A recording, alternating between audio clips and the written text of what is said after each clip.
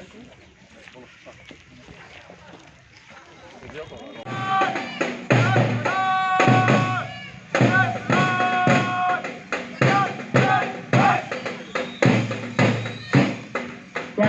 Nitish Kumar guard কমাণ্ডৰ লক্ষ্মী পাটল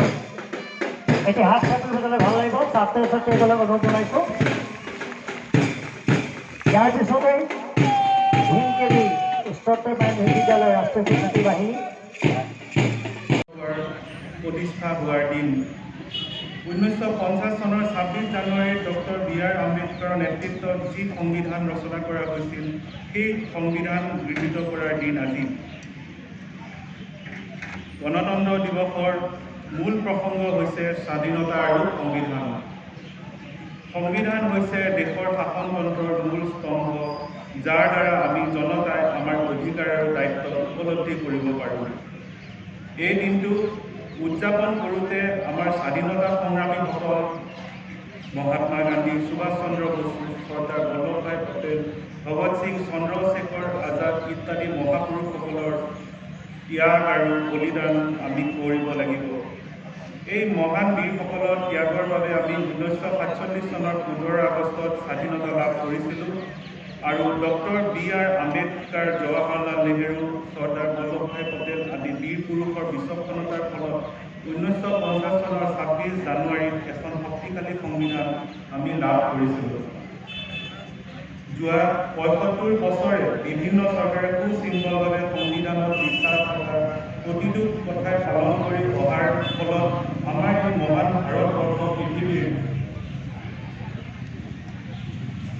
সকলোতকৈ ডাঙৰ আৰু সফল গণতান্ত্ৰিক দেশ হিচাপে পৰিগণিত হৈছে আমাৰ সংবিধানৰ দ্বাৰা আমি সমান অধিকাৰ ধৰ্মীয় সুৰক্ষা শিক্ষাৰ অধিকাৰিতা লাভ কৰাৰ উপৰিও মৌলিক কৰ্তব্যৰ জৰিয়তে আমাৰ সকলোকে এখন সুনাগৰিক হোৱাৰ সহায় কৰে আমাৰ দেশে এতিয়া বিজ্ঞান প্ৰযুক্তিবিদ্যা খেলা ধূলা ইত্যাদি বিভিন্ন ক্ষেত্ৰত এক বিশেষ স্থান দখল কৰিছে কিন্তু এতিয়াও বহু বিষয়ত আমাৰ আগবঢ়াৰ প্ৰয়োজন আছে বৰ্তমানৰ চৰকাৰে দাৰিদ্ৰতা নিৰাময়ৰ বাবে নিবনুৱা সমস্যা দূৰীকৰণ কৰিবলৈ পৰিৱেশ প্ৰদূষণ ৰোধ কৰাৰ বাবে আৰু দুৰ্নীতি নিবাৰণৰ বাবে কাম কৰি আছে দৰিদ্ৰতা নিবাৰণৰ বাবে আৰু নাৰী সবলীকৰণৰ বাবে আপোনালোকে জানে চৰকাৰে অৰুণোদয় আঁচনি নতুন ৰেচন কাৰ্ড বিতৰণ মেধাৱী ছাত্ৰীৰ বাবে চাইকেল আৰু স্কুটি বিতৰণ ইত্যাদি কাৰ্যসূচী হাতত লৈ আহিছে নিবনুৱা সমস্যা দূৰীকৰণৰ বাবে চৰকাৰে বিভিন্ন বিভাগসমূহত খালী হৈ থকা পদসমূহ পূৰণৰ বাবে নতুন নতুন দক্ষ